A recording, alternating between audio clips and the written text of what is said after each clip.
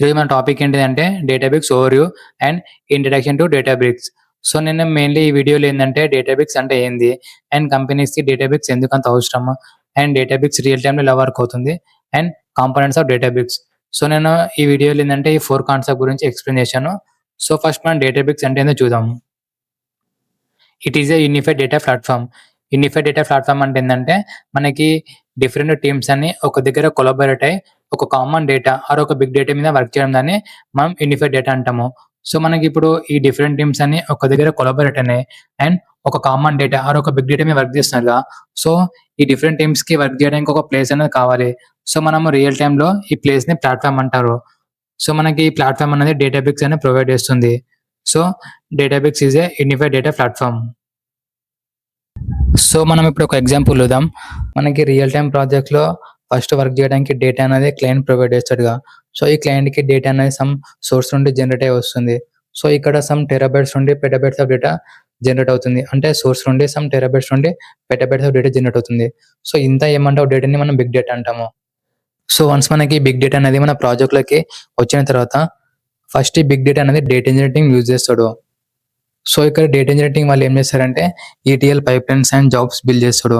So, ఈ ETL pipelines and jobs ఎందుకంటే మనకి బిగ్ డేటాలో ఏమైనా నల్ వాల్యూస్ అండ్ డూప్లికేట్స్ ఉంటే ఈ పైప్‌లైన్స్ అండ్ జాబ్స్ యూజ్ చేసుకొని ఈ బిగ్ డేటాలో ఉన్న null values and duplicates remove చేసి డేటాని క్లీన్ చేస్తారు.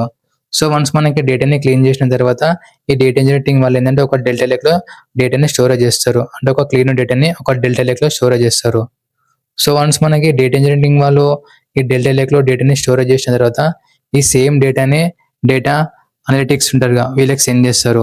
సో, ఇక్కడ డేటా అనలిటిక్స్ టీమ్ ఏం చేస్తారంటే రిపోర్ట్స్ అండ్ డాష్‌బోర్డ్స్ బిల్డ్ చేస్తారు. అంటే మనకి డేటా ఇంజినీరింగ్ వాళ్ళు స్టోరేజ్ చేసిన డెల్టా లేక్‌లో డేటా ఉంటదిగా. ఆ డేటాని యూజ్ చేసుకొని ఇక్కడ అనలిటిక్స్ వాళ్ళు సేమ్ డేటాని యూజ్ చేసుకొని రిపోర్ట్స్ అండ్ డాష్‌బోర్డ్స్ బిల్డ్ చేస్తారు. సో, మనకి ఇక్కడ ఈ 2 డిఫరెంట్ డేటా టీమ్స్ అనేది సేమ్ డేటాని యూజ్ చేసుకుంటున్నారు. సో, మనకి డిఫరెంట్ డేటా అనేది ఏం లేదు. సో, వన్స్ మనకి ఈ డేటా అనలిటిక్స్ వాళ్ళు రిపోర్ట్స్ అండ్ డాష్‌బోర్డ్స్ బిల్డ్ చేసుకున్న తర్వాత ఈ same reports and dashboards next ఏందంటే data science and AI teams ఉన్నాయిగా వీళ్ళకి సెండ్ చేస్తారు. సో, ఇక్కడ ఈ science and data science and AI teams వాళ్ళు ఏం చేస్తారంటే AI and MLs models build చేస్తారు. సో, మనకిప్పుడు ఏందంటే ఈ 3 డిఫరెంట్ టీమ్స్ అనేది సేమ్ డేటా మీద వర్క్ చేసుకుంటున్నాయి. సో, అంటే ఏందంటే ఈ 3 డిఫరెంట్ టీమ్స్ అనేది ఒక దగ్గర కొలాబరేట్ అయ్యి ఒక కామన్ డేటా ఆర్ ఒక సేమ్ డేటా మీద వర్క్ చేసుకుంటున్నాయి. మనకి ప్రీవియస్ ఏందంటే ఈ 3 డిఫరెంట్ టీమ్స్‌కి సెపరేట్ టూల్స్ ఉన్నటివి.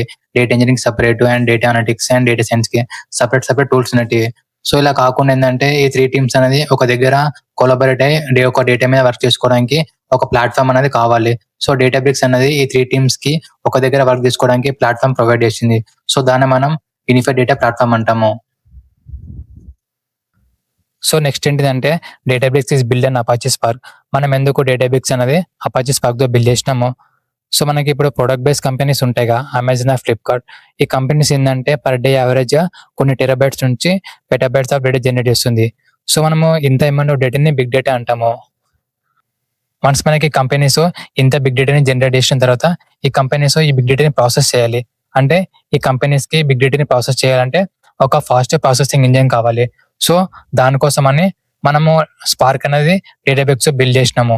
So, Spark is a big data processing engine. So, మనం ఇప్పుడు ఒక ఎగ్జాంపుల్ చూద్దాం. మనకి ఇప్పుడు అమెజాన్, ఫ్లిప్‌కార్ట్ కంపెనీస్ ఉన్నాయి.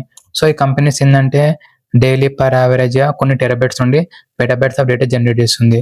సో, ఈ కంపెనీస్ ఇంత అమౌంట్ ఆఫ్ బిగ్ డేటాని జనరేట్ చేసిన తర్వాత ఈ కంపెనీస్ ఇప్పుడు జనరేట్ చేసిన డేటాని ప్రాసెస్ చేయాలి. అంటే ఇప్పుడు జనరేట్ చేసిన బిగ్ డేటాని చాలా ఫాస్ట్‌గా ప్రాసెస్ చేయాలి.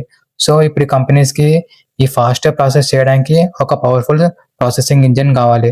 సో, దానికోసం మనం స్పార్క్ అనేది యూజ్ చేస్తాము. So, Spark is a big data processing engine. So, Spark ఎలా ఈ బిగ్ డేటాని ఆర్ మిలియన్స్ ఆఫ్ రికార్డ్‌ని చాలా ఫాస్ట్‌గా ప్రాసెస్ చేస్తుందంటే స్పార్క్ ఎలా వర్క్ అవుతుందంటే it is a distributed processing engine. అంటే ఏందంటే స్పార్క్ బిగ్ డేటాని స్మాల్ డేటాగా డివైడ్ చేస్తుంది. వన్స్ ఈ స్మాల్ డేటాగా డివైడ్ చేసిన తర్వాత ఈ స్మాల్ డేటాని సెపరేట్ మెషిన్స్ మీద ఎగ్జిక్యూట్ చేస్తుందా ప్రాసెస్ చేస్తుంది. సో, ఇలా బిగ్ డేటాని స్మాల్ డేటా డివైడ్ చేసి ఈ స్మాల్ డేటాని సెపరేట్‌గా ఎగ్జిక్యూట్ చేస్తుందా ప్రాసెస్ చేస్తుంది. ఇలా స్పార్క్ వర్క్ అవుతుంది. సో, దానికోసమనే డేటాబేస్ అండ్ స్పార్క్ ఈ కంపెనీస్ అనేది యూజ్ చేస్తున్నాయి. సో, మనం ఇంత బిగ్ డేటాని ప్రాసెస్ చేయడానికి ఈ స్పార్క్ అనేది డేటాబేస్ తోటి బిల్డ్ చేసినాము. సో, నేను నెక్స్ట్ వీడియోలో ఏందంటే ఈ distributed processing engine and spark గురించే నేను సపరేట్ వీడియోని ఎక్స్ప్లెయిన్ చేస్తున్నాను. ఇక్కడ జస్ట్ మీకు ఏంటంటే ఒక ఓవర్వ్యూ మాత్రమే చెప్తున్నాను. సో నెక్స్ట్ ఏంటిదంటే where data engineering, analytics and AI teams collaborate together to work on the same common data. అంటే ఏంటంటే మనకి ప్రాజెక్ట్ లో ఇప్పుడు బిగ్ డేటా ఉందిగా, సో ఈ బిగ్ డేటా అనేది మన data engineering, analytics and data science team ఈ సేమ్ డేటాని షేర్ చేసుకుంటాయి. సో మనకి డిఫరెంట్ డేటా అనేది ఏమి ఉండదు. సో ఈ కామన్ డేటా మీద ఈ 3 టీమ్స్ అనేది వర్క్ చేస్తాయి. సో నెక్స్ట్ ఏంటంటే it is use to process big data, transform, analytics and AI and ML workloads. So మనము ఈ డేటాబ్రిక్స్ స్పార్క్ అనేది ఎందుకంటే మనం బిగ్ డేటాని ప్రాసెస్ చేయడానికి. సో డేటా ఇంజనీర్ టీమ్ ఏంటంటే ఈ బిగ్ డేటాని ప్రాసెస్ చేసి ట్రాన్స్ఫర్మేషన్ సప్లై చేసి డేటాని క్లీన్ చేస్తాడు. సో వన్స్ మనకి డేటాని క్లీన్ చేసిన తర్వాత నెక్స్ట్ ఏంటంటే అనలిటిక్స్ టీమ్స్ ఉంది, అవిలో dashboards and reports build చేస్తారు. Once dashboards and reports build చేసిన తర్వాత next data science or AI team వాళ్ళు ఏంటంటే ఏఐ అండ్ ఎంఎల్ మోడల్స్ ని బిల్డ్ చేస్తారు. సో డేటాబ్రిక్స్ అంటే ఇది మనకి. సో మనకి నెక్స్ట్ టాపిక్ ఏంటిదంటే why do companies need Databricks. So మనకి కంపెనీస్ లో ఏంటంటే ఎవ్రీడే బిగ్ డేటాని జనరేట్ చేస్తున్నదిగా. సో మనకి వన్స్ మనకి బిగ్ డేటాని జనరేట్ చేసిన తర్వాత మనకి ప్రీవియస్ అంటే ట్రెడిషనల్ టూల్స్ ఉండేటిగా. సో ఇవి ఏంటంటే ఈ బిగ్ డేటాని ప్రాసెస్ చేయడానికి ఒక టూల్ కావాలి. అండ్ నెక్స్ట్ వన్స్ ప్రాసెస్ చేసిన తర్వాత reports and dash boards build చేయడానికి సపరేట్ టూల్ కావాలి. అండ్ వన్స్ మనకి reports and dash boards build చేసిన తర్వాత next AI and ML models ని బిల్డ్ చేయడానికి సపరేట్ టూల్ కావాలి. సో ఇలా ఈ సపరేట్ టూల్స్ యూజ్ చేయడానికి మనకి కాస్ట్ అనేది ప్రాజెక్ట్ లో ఇంక్రీస్ అవుతుంది. అండ్ ఈ 3 సపరేట్ టూల్స్ ని మేనేజ్ చేయడానికి చాలా డిఫికల్ట్ ఉండేది. సో వన్స్ మనకి ఈ కంపెనీస్ ఈ ప్రాబ్లమ్ ని ఓవర్కమ్ చేయడానికి మనం డేటాబ్రిక్స్ అనేది యూజ్ చేస్తున్నారు. సో డేటాబ్రిక్స్ ఏంటంటే ఈ 3 డిఫరెంట్ టూల్స్ అనేది ఒక ప్లాట్ఫామ్ లో మనకి అవైలబుల్ ఉంటుంది. సో మనకి 3 డిఫరెంట్ టీమ్స్ అనేది మనకి ఒక ప్లాట్ఫామ్ లో ఉంటుందంటే మనకి ఫస్ట్ ఏంటంటే కాస్ట్ అనేది డిక్రీస్ అవుతుంది, అంటే కాస్ట్ రెడ్యూస్ అవుతుంది. అండ్ నెక్స్ట్ ఏంటంటే ఈ 3 డిఫరెంట్ టీమ్స్ అనేది ఈజీగా మేనేజ్ చేయొచ్చు. సో దానికోసం అన్ని కంపెనీస్ ఏంటంటే ఫస్ట్ డేటాబ్రిక్స్ అనేది ప్రిఫర్ చేస్తున్నారు. సో మనకి నెక్స్ట్ టాపిక్ ఏంటిదంటే how Databricks work in real time. So మనకి డేటాబ్రిక్స్ రియల్ టైంలో ఎలా వర్క్ అవుతుంది అంటే, సో మనకి ఇప్పుడు కంపెనీస్ ఉంటాయిగా, ఈ కంపెనీస్ కి డేటా అనేది సమ్ సోర్స్ నుండి జనరేట్ అయ్యి వస్తుంది. సో మనకి ఇక్కడ different types of source systems ఉంటాయి, databases, APIs, files, images and applications. So మనకి different types of source systems నుండి మనకి mainly 3 types of data generate అవుతుంది, structure data, semi structure data and unstructure data. So మనకి data engineering mainly ఏంటంటే structure data and semi structure data మీద work చేస్తారు. So structure data అంటే ఏంటంటే మనకి ఒక డేటాబేస్ లో స్టోర్ చేసుకున్న డేటా. అండ్ మనకి సెమీ స్ట్రక్చర్ డేటా అంటే ఏంటంటే ఏపీఎస్ ఫైల్స్ ఉంటాయిగా, ఇవన్నీ మనం సెమీ స్ట్రక్చర్ డేటా అంటారు. సో మనకి సిఎస్వి, జేసన్, పార్కెట్ ఇవన్నీ మనం సెమీ స్ట్రక్చర్ డేటా అంటారు. సో మనకి డేటాబ్రిక్స్ మెయిన్లీ అంటే ఈ 3 టైప్స్ ఆఫ్ డేటా ఉన్నాయి కదా, structured, semi structured and unstructured data. ఈ డేటాబ్రిక్స్ ఈ 3 టైప్స్ ఆఫ్ డేటాకి సపోర్ట్ చేస్తుంది. సో మనము ఈ 3 టైప్స్ ఆఫ్ డేటాని ఎలా మన డేటాబేస్ కి రీడ్ చేయాలో మనం ఇప్పుడు చూద్దాము. సో మనం ఈ స్ట్రక్చర్ డేటాని మన డేటాబేస్ లోకి రీడ్ చేయాలంటే మనం జేడీబీసీ కనెక్షన్ అనేది ఎస్టాబ్లిష్ చేయాలి. సో ఇప్పుడు నేను డేటాబేస్ లో ఎలా చేసినా చూపిస్తాను. సో మనం ఇప్పుడు డేటాబేస్ లోకి లాగిన్ అయినాం. సో మనకి ఇక్కడ వర్క్ స్పేస్ ఉంది, వర్క్ స్పేస్ లోకి వెళ్ళి ఇక్కడ నోట్బుక్ క్రియేట్ చేసుకోవాలి ఫస్ట్. సో వన్స్ మనము నోట్బుక్ క్రియేట్ చేసుకున్న తర్వాత ఏంటంటే మనకి ఇప్పుడు డేటా అనేది ఎక్స్టర్నల్ లో ఉంది, అంటే సోర్స్ సిస్టమ్ దాన్ని మనం ఎక్స్టర్నల్ అంటాం రియల్ టైంలో. సో మనకి ఎక్స్టర్నల్ డేటా అనేది మన డేటాబేస్ లోకి రీడ్ చేసుకోవాలంటే మనం కొన్ని కనెక్షన్స్ అనేది ఎస్టాబ్లిష్ చేసినాక, సో మనం ఇక్కడ స్పార్క్ రీడెడ్ ఫార్మాట్ జేడీబీసీ ఉందిగా, సో మనం ఈ కోడ్ రాసి మనం డేటా అనేది మనము ఇంపోర్ట్ అంటే మనకి డేటా అనేది మన డేటాబేస్ లోకి ఇంపోర్ట్ చేసుకోవచ్చు. సో నేను మీకు ఏంటంటే ఒక ఓవర్వ్యూ మాత్రమే ఇస్తాను. సో నేను నెక్స్ట్ వీడియోస్లో ఏంటంటే మీకు ఇవన్నీ చాలా డీప్గా నీట్గా ఎక్స్ప్లెయిన్ చేస్తాను. సో జస్ట్ ఇది ఒక ఓవర్వ్యూ మాత్రమే. సో వన్స్ మనము జేడీబీసీ కనెక్షన్ ఎస్టాబ్లిష్ చేసుకున్న తర్వాత మనకి డేటా సోర్స్ సిస్టంలో ఉంటుంది కదా, ఈ సోర్స్ సిస్టంలో డేటా అంతా మన ప్రాజెక్ట్లోకి వచ్చేస్తుంది. సో వన్స్ మనకి ఈ సోర్స్ డేటా అనేది మన డేటాబేస్ లోకి వచ్చిన తర్వాత ఏంటంటే మనకి ప్రాజెక్ట్ లో కొన్ని బిజినెస్ టూల్స్ అండ్ ట్రాన్స్ఫర్మేషన్స్ ఉంటాయి. సో మనం ఈ business tools and transformations apply చేసి డేటాని క్లీన్ చేయాలి. సో నేను ఇక్కడ కొన్ని ట్రాన్స్ఫర్మేషన్స్ అని అప్లై చేసినాను. సో నేను మీకు అప్కమింగ్ వీడియోస్లో ఏంటంటే నేను చాలా నీట్గా ఎక్స్ప్లెయిన్ చేస్తాను. జస్ట్ ఇక్కడ ఏంటంటే ఒక ఓవర్వ్యూ మాత్రమే చూపిస్తున్నాను. సో వన్స్ మనకి ట్రాన్స్ఫర్మేషన్స్ అప్లై చేసిన తర్వాత మనం డేటాని క్లీన్ చేసిన తర్వాత నెక్స్ట్ ఏంటంటే ఈ డేటాని మనం ఒక డెల్టా లేక్ లో స్టోరేజ్ చేస్తాం. సో మనం ఇక్కడ వరకు డేటా ఇంజనీరింగ్ వర్క్ అంటే డేటాబేస్ అనేది రియల్ టైంలో వర్క్ అవుతుంది. సో సో మనం ఇప్పుడు ఏంటంటే స్ట్రక్చర్ డేటాని జేడీబీసీ కనెక్షన్ యూజ్ చేసి మన డేటాబేస్లోకి డేటా అనేది ఇంపోర్ట్ చేసుకున్నాగా నెక్స్ట్ మనం ఇక్కడ ఏంటంటే ఏపీఐ ఫైల్స్ ఉన్నాయిగా. సో మనం ఇప్పుడు ఎలా ఏపీఐ ఫైల్స్ని మనం ఎలా ఇంపోర్ట్ చేసుకోవాలి ఈ సోర్స్ సిస్టమ్ నుండి నేను చూపిస్తాను ఇప్పుడు. సో మనం ఇప్పుడు ఏంటంటే ఇప్పుడు సోర్స్ సిస్టమ్ ఉన్నదిగా మనకి ఏపీఐస్ అండ్ సిఎస్సి ఫైల్స్ ఇవన్నీ మనం డేటాబేస్లోకి ఇంపోర్ట్ చేసుకోవాలి. సో దానికోసం మనం ఇక్కడ ఏంటంటే spark dot reader format use చేసి నేను రీడ్ చేశాను. జస్ట్ ఏంటంటే ఫైల్స్ అనేది నేను ఎక్స్టర్నల్ నుంచి మన ప్రాజెక్ట్ అప్లికేషన్కి ఇంపోర్ట్ చేసుకున్నాను. నెక్స్ట్ ఏంటంటే ఇక్కడ వన్స్ మనకి ఇంపోర్ట్ చేసుకున్న తర్వాత నేను ఇక్కడ ఏంటంటే apply transformations and remove null values ఉన్నాయా. సో నేను ఇక్కడ ఏంటంటే ఈ డేటాలో ఉన్న నల్ వాల్యూస్ అన్ని నేను రిమూవ్ చేశాను ఇవి. సో నేను ఇక్కడ జస్ట్ ఏంటంటే మనకి ఎక్స్టర్నల్ డేటాని డేటాబేస్కి ఎలా రీడ్ చేసుకోవాలి జస్ట్ ఒక ఓవర్వ్యూ మాత్రమే చెప్తున్నాను. సో ఇలా మనం స్ట్రక్చర్ డేటా అండ్ అన్స్ట్రక్చర్ డేటాని మనం డేటాబేస్లోకి రీడ్ చేసుకుంటాము. రీడ్ చేసుకున్న తర్వాత మనము ట్రాన్స్ఫర్మేషన్స్ అప్లై చేసి డేటాని క్లీన్ చేస్తాము. అండ్ నెక్స్ట్ ఏంటంటే వన్స్ డేటాని క్లీన్ చేసిన డెల్టా లేక్లో స్టోరేజ్ చేసుకుంటాము. సో మనకి రియల్ టైంలో డేటా ఇంజనీరింగ్ అనేది ఓన్లీ నోట్బుక్స్ మీద ఎక్కువ మ్యాక్సిమం వర్క్ చేయాల్సి వస్తుంది. సో మనం ఇప్పుడు structure data and semi structure data ఎలా డేటాబేస్కి ఇంపోర్ట్ చేసుకోవాలని చూసినాక సో మనకి ఇక్కడ ఏంటంటే ఓన్లీ స్ట్రక్చర్ డేటా ఉంటుంది. సో దానికి మాత్రమే మనం జేడీబీసీ కనెక్షన్ ఎస్టాబ్లిషన్ చేస్తాము. నెక్స్ట్ ఇక్కడ ఏంటంటే సెమీ స్ట్రక్చర్ డేటా ఉంటుంది ఏపీఐ. సో దానికోసం మనం ఏపీఐ కనెక్షన్ ఎస్టాబ్లిష్ చేస్తాము. సో మనకి ఇక్కడ ఏంటంటే CSV JSON and XML parquet format ఉన్నాయి. సో ఇవి అంటే ఈ ఫైల్స్ కి మనం కనెక్షన్ అనేది ఏమీ ఎస్టాబ్లిష్ చేయము. డైరెక్ట్ మనం ఈ ఫైల్స్ ని డైరెక్ట్ రీడ్ చేసుకోవచ్చు. Spark dot reader format use చేసి మనం ఈ ఫైల్స్ ని రీడ్ చేసుకోవచ్చు. సో వన్స్ మనకి ఫైల్స్ రీడ్ చేసుకున్న తర్వాత మనము బిజినెస్ రిక్వైర్మెంట్ మనం ప్రొసీడ్ కావచ్చు.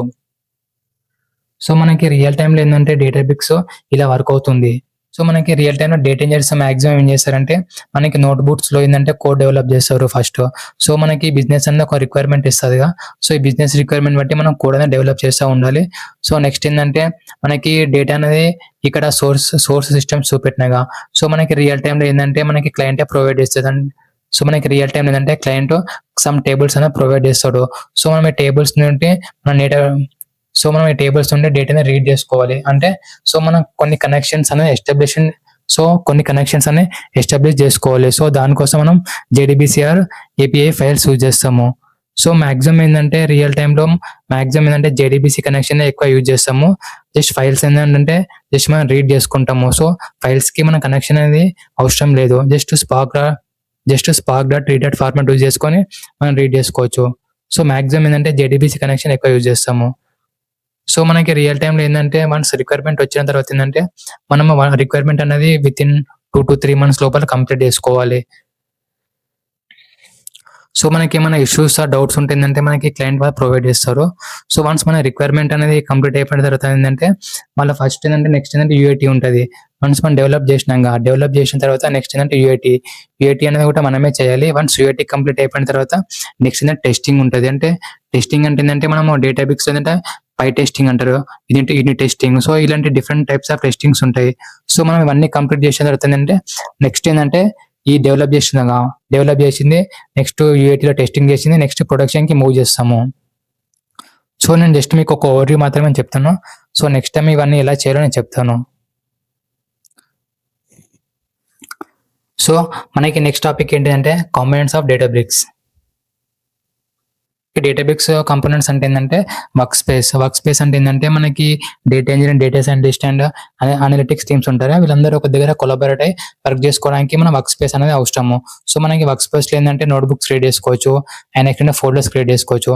సో వన్స్ మనం ఇక్కడ నోట్బుక్స్ అనేది క్రియేట్ చేసుకున్న తర్వాత ఈ నోట్బుక్స్ అని ఎగ్జిక్యూట్ కావాలి. సో దానికోసం ఏంటంటే కంప్యూటర్ ఉన్నది. సో కంప్యూటర్ ఎందుకంటే మనకి మనము ఇప్పటిదాకా నోట్బుక్ అని క్రియేట్ చేసినాం. సో ఆ నోట్బుక్ అనేది ఎగ్జిక్యూట్ అవ్వడానికి మనం ఇక్కడ క్లస్టర్స్ అని యూజ్ చేస్తాము. జస్ట్ నేను మీకు ఒక ఓవర్వ్యూ మాత్రమే చెప్తున్నాను. నెక్స్ట్ అప్కమింగ్ వీడియోస్ లో ఈచ్ అండ్ ఎవ్రీ టాపిక్ నేను డీటెయిల్ ఎక్స్ప్లెయిన్ చేస్తాను. సో వన్స్ మనము క్లస్టర్స్ అని క్రియేట్ చేసిన తర్వాత ఈ నోట్బుక్ అని ఎగ్జిక్యూట్ అవుతుంది. సో నెక్స్ట్ ఏంటంటే క్యాటలాగ్ అంటే ఏంటంటే మనకి ఏదైనా టేబుల్స్ క్రియేట్ చేసినప్పుడు మనము ఈ టేబుల్స్ కి యాక్సెస్ ఇవ్వాలి. సో దానికోసం క్యాటలాగ్ అని యూజ్ చేస్తాము. సో ఇక్కడ జస్ట్ ఏంటంటే వర్క్ స్పేస్ లాంటిది. నెక్స్ట్ అంటే డేటా అనలిటిక్స్ టీమ్స్ ఉంటారు. వీళ్ళు డేటాని క్వరీ చేయడానికి మనము డెవలప్ చేసిన కోడ్ ని వీళ్ళు జస్ట్ క్వరీ చేయడానికి సీక్వెల్ ఎడిటర్ అని యూజ్ చేస్తారు.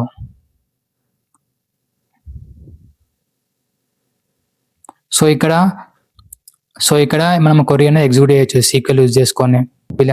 సో మనకు నెక్స్ట్ ఏంటంటే డేటా ఇంజనీరింగ్. డేటా ఇంజనీరింగ్ అంటే మనం ఇక్కడ ఏంటంటే పైప్ లైన్స్ బిల్డ్ చేసుకోవచ్చు అండ్ డేటాని మనము ఇంజెక్షన్ కూడా చేసుకోవచ్చు. సో దానికోసం ఇక్కడ మనము ETL పైప్ లైన్స్ జాబ్స్ ఉన్నాయిగా. సో మనము వన్స్ నోట్బుక్స్ అనేది డెవలప్ చేసిన తర్వాత మనం జాబ్ అనేది ఈ నోట్బుక్స్ కి మనం షెడ్యూల్ చేసుకోవచ్చు, అంటే ఏ టైంకి రన్ అవ్వాలనేది. సో మనం ఇక్కడ ETL పైప్ లైన్స్ కూడా బిల్డ్ చేసుకోవచ్చు. నెక్స్ట్ ఏంటంటే మనం ఇక్కడ డేటా ఉన్నది కదా, సోర్స్ నుండి డేటా అనేది మనము రీడ్ చేసుకోవచ్చు ఈ ఇంజెక్షన్ పైప్ లైన్ బిల్డ్ చేసుకొని. సో నెక్స్ట్ ఇక్కడ AML ఉన్నదిగా, ఇవన్నీ జస్ట్ మనకి ఏంటంటే డేటా సైంటిస్ట్ టీమ్ వాళ్ళకి. సో మనకి ఇక్కడ ఏంటంటే ఈ డేటా ఇంజనీరింగ్ అనేది మనకి ఓన్లీ ఈ 2 ఉన్నదా, ఇది ఒకటి. నెక్స్ట్ ఏంటంటే ఇక్కడ work space, catalogue, jobs and pipe lines ఉన్నాయిగా. సో ఇది మనకి డేటా ఇంజనీరింగ్ వరకు వస్తుంది. నెక్స్ట్ అంటే SQL ఉన్నదిగా. SQL అనేది ఏంటంటే జస్ట్ ఏంటంటే SQL టీమ్ వాళ్ళు మరి డేటాని రీడ్ చేసుకోవచ్చు. సో సమ్ టైమ్స్ కూడా డేటా ఇంజనీరింగ్ వాళ్ళు ఏంటంటే ఈ డేటా SQL యూజ్ చేసుకొని డేటాని రీడ్ చేసుకోవచ్చు. సో నేను ఇప్పటివరకు ఏంటంటే జస్ట్ ఒక data break overview and introduction మాత్రమే చూపెట్టినాను. సో అప్కమింగ్ వీడియోస్ ఏంటంటే నేను ఈచ్ అండ్ ఎవ్రీ టాపిక్ అనేది మనం రియల్ టైంలో ఎలా వర్క్ అవుతుంది అని ఎందుకు యూజ్ చేస్తాము, సో ఇవన్నీ మీకు ఈచ్ అండ్ ఎవ్రీ టాపిక్ చాలా నీట్గా క్లియర్గా ఎక్స్ప్లెయిన్ చేస్తాను.